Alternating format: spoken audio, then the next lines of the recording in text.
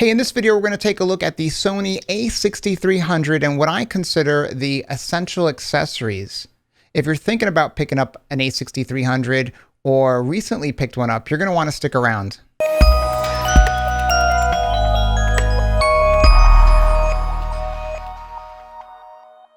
All right, so you can pick up the Sony A6300 on Amazon for $1,148 with the kit lens. And although it does come with some accessories like a short USB cable that you can use to transfer your images from your camera to your computer, and a small AC adapter that you also connect to that same USB cable that's connected to your camera to charge the battery, and finally a camera strap, not necessarily this one, but they do provide a thin camera strap. That's pretty much it. And they pretty much provide the bare minimum to get the job done. But you can do better, and if you really want to maximize your use of this camera and this camera's ability, expect to spend about $300 in accessories. And I'm going to show you the ones I picked and my thought process along the way and why I chose those items. And whether you're getting a 6300 or not, this is probably a good thought process to have. Don't ever assume you're going to be able to buy the camera and what that final price is going to get you to where you want to be. You're going to need probably to put a little more love into it, a little more money. Love equals money, money equals love. Money can't buy me love. I don't know. But you're going to need to spend some money so that, like I said, you can maximize your use. And let's go. Let's take a look. All right, the first thing you're going to need is a memory card. And memory cards come in all shapes and sizes. I have a SANDISK Extreme Pro. And this is an SDXC card. Now, secure digital cards come in three formats. There's SD, which is a standard format, and that just really means that its maximum capacity goes up to 2 gigabytes. The SDHC would be the next size, and that has a maximum capacity of 32 gigabytes, and the SDXC has a maximum capacity of 2 terabytes. Mine happens to be 256 gigabytes, but it's a SDXC card. So you can buy these up to 2 terabytes, or at least the standard allows for them to be built up to 2 terabytes.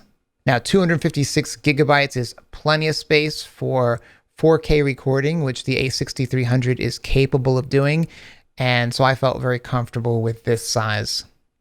The other important parameter you're going to be mindful of is the transfer speed. And Sony recommends a UHS speed class 3 SD card if you're going to be recording in the XAVCS format, which is, I guess, their best format. So if that's something you're going to be using, make sure you get a UHS Speed Class 3 card, and that's designated by that U with a 3 in it. Now, this card is capable of up to 95 megabits per second, which is another reason why I chose this particular card, because there are cards that are UHS 3 with a slower maximum rating.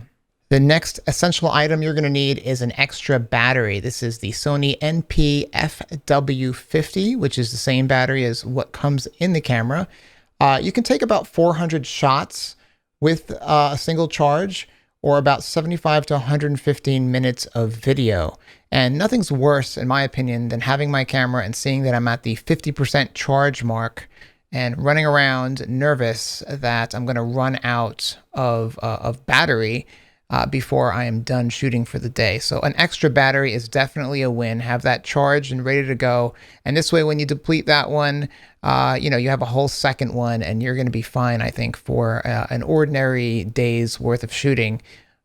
Now, although you can charge your battery by installing your battery into your camera and then plugging your camera essentially into the wall and using your camera as a charger, I find that less than ideal. So I totally recommend, and what I picked up was the Sony BC-TRW battery charger. And this way you can charge one battery while still taking pictures and not have to use your camera as a $1,000 charger. This $40 device is a no-brainer because it allows you to multitask and take pictures while your battery is charging, as opposed to standing idly by for 2.5 hours waiting for your camera to charge your battery.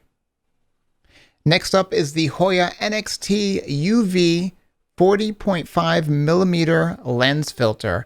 Now, I have the kit lens, but It doesn't matter what lens you have. If you have a cheap kit lens like I have or an expensive lens, lenses get dirty, and despite your best intents and best efforts, you can scratch them. And once you scratch a lens, your lens is pretty much garbage. So for me, it was important that I got some sort of protection, and I'm not so concerned about the UV properties of this lens, but this lens is a good lens. It's highly rated on Amazon, and it just fits over your lens, the front of your lens, and prevents dirt and dust from getting on your lens. And then if you need to clean it, it's pretty easy to do so. You wipe it down with a lens cloth and the proper solution.